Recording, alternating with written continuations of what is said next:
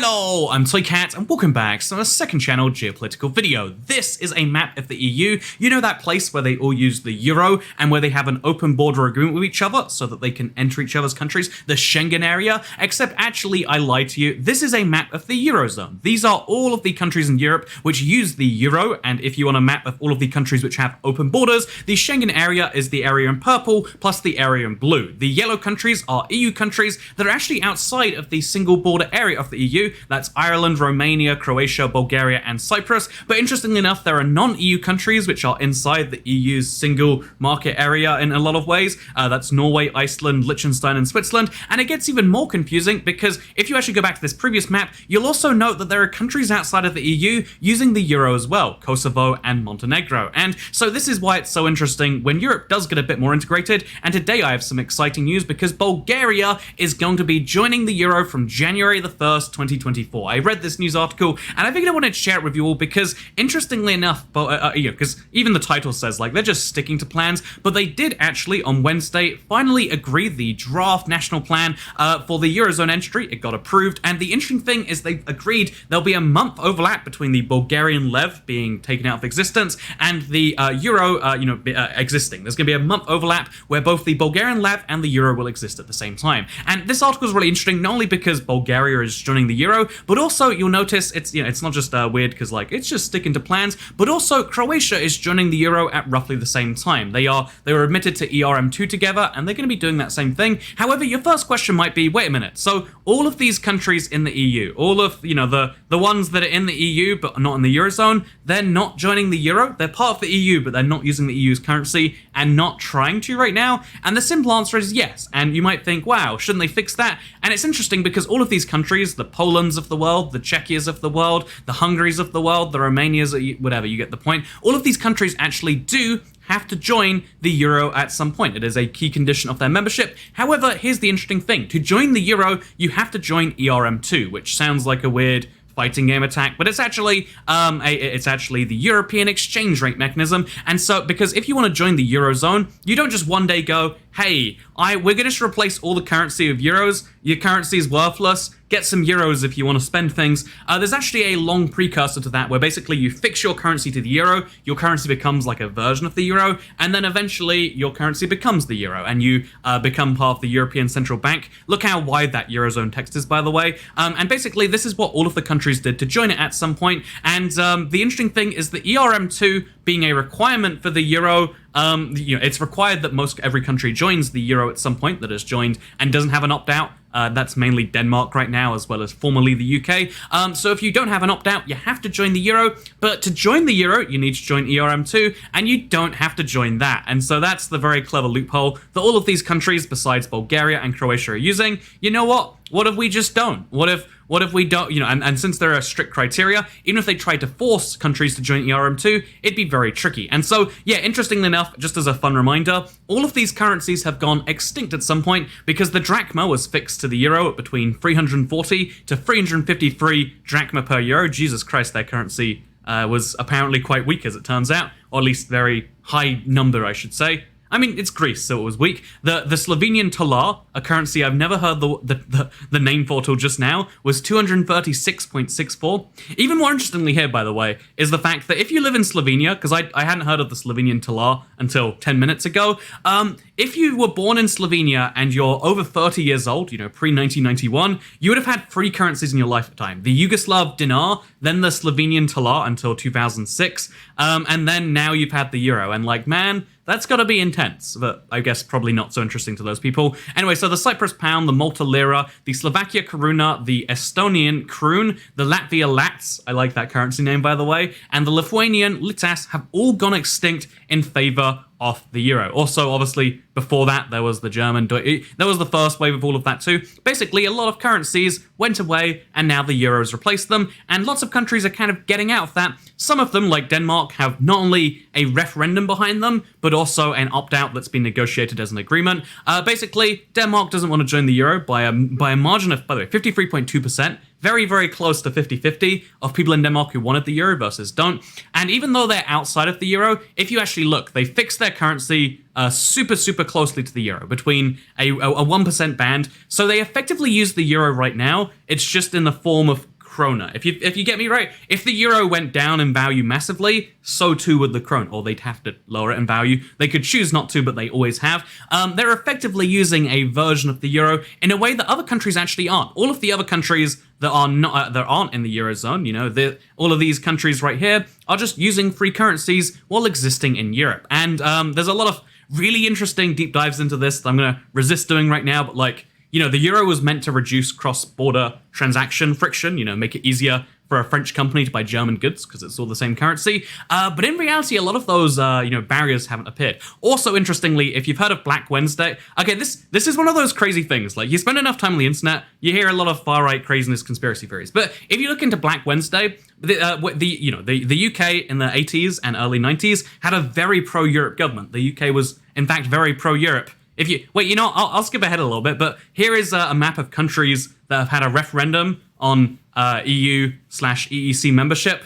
This is a pre-2016 map, so that's why the UK is one of the greenest countries, one of the most heavy countries. The UK was very pro-EU at one point, and in fact, we had a very pro-EU government that wanted to bring the UK into the European exchange rate mechanism to basically make the pound a euro banded thing, so we'd move back and forth with it. However, after Black Wednesday, there was such serious pressure from currency speculators that the UK left it and then have ever since been leaving Europe in more and more ways. And if you look into Black Wednesday, again, this just sounds like insanity, but if you look into it, because you know on the internet people are like, oh, George Soros, this, that. I don't even know who he is, but if you look into it, it genuinely is, it's like a real thing that the Hungarian American billionaire did. He was one of the guys betting against, the UK being able to have enough currency reserves to do the thing. And isn't that crazy, by the way? One guy betting against the currency of an island nation of 65 million and being right, okay, Black Wednesday, whole interesting thing, not diving into right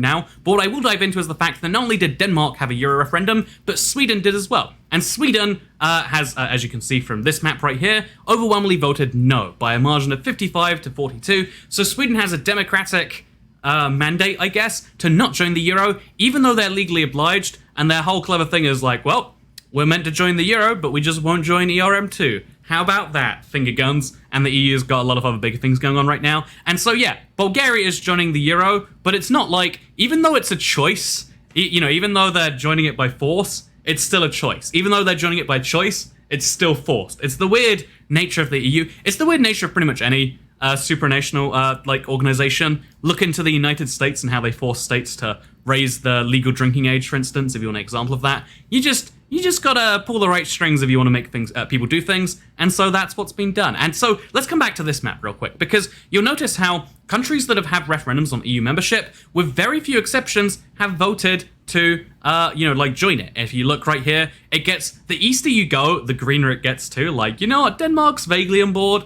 the UK's pretty on board, Austria too. The Scandinavian countries, I'm not really too sure. And then Norway is the only, Norway and Switzerland were the only countries to democratic, the governments wanted to join, they put it to a referendum. The referendums went very badly, as you can see. And so, interestingly enough, I wanted to also dive into just an interesting little thing right here, because this map actually left out the San Marino's referendum, which is such a fascinating one, because San Marino, one of the smaller countries in Europe, do you want to see it? So we can make this video mappy. Let's show you San Marino. It is a country so small that some percentage of you watching this video, not many because this is a geography channel, but some percentage of you are like, wait, there's a country in Italy that is that size? It's so small you can't see it till you zoom in and only see Italy and San Marino? Yeah, there is a San Marino's, there is a country, it's called San Marino. And so they had a referendum to join the EU, and you know what happened? They voted in favor. However, they voted in favor 50 to 49%. It's very, very, very close. Literally, by the way, this is less than 100 votes in it, fewer than 100 votes, but the registered turnout was only 43%, and the required registered turnout was Oh wait, it's I actually forget what the required turnout was. It was 40 something percent or 50% maybe. Long story short, they voted to join the EU. Everyone was not, not everyone. 50.28% of the population was on board with it, but it didn't reach the minimum voting threshold to be a thing. And you know what's crazy though? At the same time, they voted for salary increases. You know, like, hey guys, do you want to increase salaries? Heck yeah, I do. And even though that got the same, actually slightly lower voter turnout, there were 26 people that voted in the EU referendum that didn't vote for salary increases, and yet, despite that, they did the salary increases, but they didn't join the EU because of lack of turnout. How do you feel about that, internet? Very interesting, huh? I like the weird, quirky things. One of my favorite Wikipedia articles is a list of referendums related to the European Union, because, you know, on a wide level... Oh, look at this, by the way. Look at this table right here. Joined, approved, no action. Joined, remained, no action. Joined, no action. Joined, no action, no... You know, it's very interesting to look through. And then the UK left, as it turns out. Macedonia voted in favor of joining the EU. I feel like I missed that vote. Did that... oh, the EU and NATO. Really? They put them in the same referendum? I feel like I made a video on that, but I have no recollection of why they would put that into it. I guess they can join the EU now, guys. Macedonia is ready for that. I know they joined NATO, but I didn't know about I didn't know they voted to join the EU at the same time. Seems silly to put those two things in the same referendum, but who am I to say anything? And so, yeah, I wanted to talk about the EU because obviously it comes up a lot right now. You know, like the Schengen area is a single border area that, unlike, you know, for instance, the United States actually did shut the internal borders. Actually, this is really interesting. Seeing federal countries and their reactions to this crisis, the United States left open state borders. They're technically speaking, like I went to Illinois last week, and technically I had to have a negative test or be vaccinated. I'm vaccinated, fun fact. But like, no one cared, you know? Like, the border was like shut. There were big signs on the freeway being like, "Don't come to Chicago," which I found very interesting. As I went into Chicago. I you know, like, state borders have been open, but the exception being Hawaii and Alaska. If you look at Canada, province borders are officially closed, but under the same manner. I mean, if you look at all sorts of cities, there's two famous cities, right? There's the one, Alberta and Saskatchewan, Lloydminster. Side note, if you watched a recent video about how rats aren't allowed in Alberta, how do they stop rats from crossing this border? That's my question. But second of all, obviously the capital of Canada is right here, and you can just go over. You know, like, oh, what are they going to do? They're going to stop the bridges? This isn't e-scooters. This is e-scooters in the UK are a higher level of concern than cross-border vagrants. Cross-province vagrants in Canada, but then you look at look at the EU. EU has been very strict based on the country. Countries can ignore the Schengen Agreement, and Australia has been extra strict, of course. And that brings us actually, you know, can we talk about Australia? Because right now it's so fascinating to watch that after 2 years of being like COVID-free, basically, right? The most contagious variant of COVID that is known, the Delta one, it's so strong that it's like, even when you lock down society to the max, right, it's still not able to get past it. Australia's had a year and a quarter of like full-on, the most, you know, they already have pretty strict border measures, but some of the strictest border measures in the world. Do you want to leave your country to go somewhere? You need the government's approval, and you probably won't get it. People, if your family's dying elsewhere, well, it's good that our family aren't dying, so you can't leave the country. And Australians are stranded overseas. There's a whole crazy thing going on in Australia, and even all of that craziness and all of the lockdowns they've had to do to stamp down their cases, it looks like, I'm not going to bet against Australia's getting this under control eventually, but it looks like they're slowly losing the fight anyway. And doesn't that tell you, you know, I don't know, like, COVID news is interesting. Do you want to talk about COVID news? Let's talk about COVID news. So as you can see, here is a map of the total cases in a country. There's India, there's the US. There's a lot of big blobs in Europe, but you get the point. So Australia is very, very, very, very, very tiny overall, right? However, if we go to 14 days, first of all, do you know, the UK has more, you can fact check me on this one. In the last 2 weeks, the UK has had more COVID cases than every country in the EU combined. So things are going somewhat questionably there. Look, the UK has more cases, not per capita in the last 2 weeks, more cases in the last 2 weeks than the United States. That is insane. I didn't know that was a fact until just this moment. But like, people aren't dying, right? And so do do you care about it if people aren't dying? I mean, that's like the new, like COVID ethics at first was like, is it worth shutting down the world over, X percentage of deaths? It's something like 0.2% of people, not worldwide, but in the hardest hit countries died. Would it be worth shutting down everything for that? Now the question is like, is it smart to let a disease spread if it's not killing anyone? And that's what we've done before. But like no other epidemic, we've probably had years where the flu or the common cold, I don't want to do the thing where I compare it that way, have gotten this bad, but we don't have we don't do flu tests on people so frequently. Is that also, look at this, by the way, more COVID, because this is the point I'm trying to raise, because the UK is so vaccinated. Also, man, look at mainland China.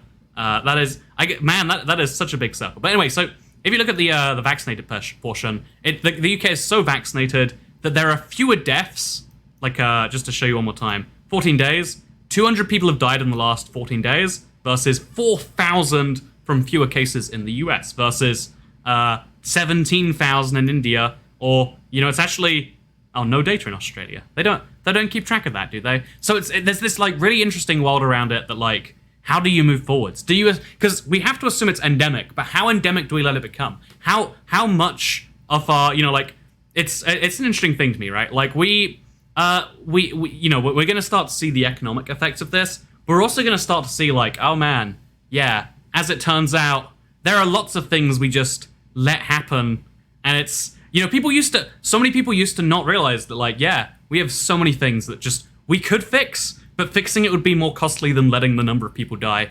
And we're eventually making that decision on COVID. At some point, again, even if you're the most anti-COVID, lock it down sort of person, you would know that, it's eventually going to become endemic, right? And so it's like, man, what do you do about that? Isn't it crazy that so there was a heat wave in Canada, in the Pacific Northwest, I think they call it, British Columbia. And the heat going up by 10 degrees more than it should in a year has caused 486 fatalities from the heat. The heat wave killed 500 people. You ratchet up the temperature a little bit, causes a lot of people to die. You ratchet up the unemployment rate a little bit, causes some people to die. Like all these like little effects that we have on people are crazy. Look at this, by the way. Just to, this is too serious. Let's calm things down a little bit, and let's show you a video of bears going in a swimming pool. Doesn't this make you happy? Isn't it? Wait. Look, they're going in the swimming pool because it's hot. Because it's 46 degrees, and humans aren't meant for that. And I think over the next, I think that's going to be one of the things that, defines our lifetime, is like, oh, yeah, there's a lot of bad things, huh? How do we work out what to prioritize? And, I don't know. I'd like to believe we're going to come out of it better, but maybe in reality, we come out of it in a world where we're just like, well, maybe we really should control every aspect of everyone's lives. I mean, after all, can't have car crashes if you can't drive a car. Can't get heart disease if you're not allowed to decide your own diet. You can't get COVID if you're not allowed to leave the house, or if when you leave the house, you've got it. There's some very interesting discussions to have on that. But this accidentally morphed into COVID again. That's been on my mind too much. You know what? Bulgaria's joining the Euro. It's quirky. Do you want to know some other facts? Here is the map of all the EU agencies and how they overlap. So there's the Council of Europe, which includes almost all the countries, besides Belarus for some reason, the Vatican City, and I think that's the UN flag, but it could be Kazakhstan, for all I know. I feel like Kazakhstan has a weird flag. Should we look up the flag of Kazakhstan? Yeah, we need to end on non-COVID notes. So if you slept through this video, and so, to bring conclusion to how Bulgaria is joining the Euro, that means that they will finally be moving from this category, where they're inside the European Union, inside of the, what else are they in? They're inside of the Schengen area? No, they're not in the Schengen area. They're inside the Council of Europe, but they're soon going to be moving into the Eurozone, but not inside of the Schengen area. It'll be the first country that's in the Eurozone, but not the Schengen area, until they join the Schengen area. Did you know Croatia is the only country that's in the EU, not in the Schengen area, not in the Eurozone, and not in the European Economic Area? They have a transitory agreement to act like they're in the EEA, but they're not. Wow, isn't that interesting? Oh, look at that. The UK is over there with its own little bubble around Ireland. Wow, these are all fun little agreements. Don't you just... Also, look at Benelux and the Baltic Assembly and the Nordic Council, which, side note, if you're in the Nordic Council, you can live and work in other countries even more freely than if you live in the EU. And look, there's the Visegrad group. They're very fun countries. You know what? Isn't the EU a fun place? Isn't learning good? Yes, learning is good. Thank you for asking. So I hope you'll enjoy this video, because if you didn't, you make bad decisions. Get out of here. Second channel don't care.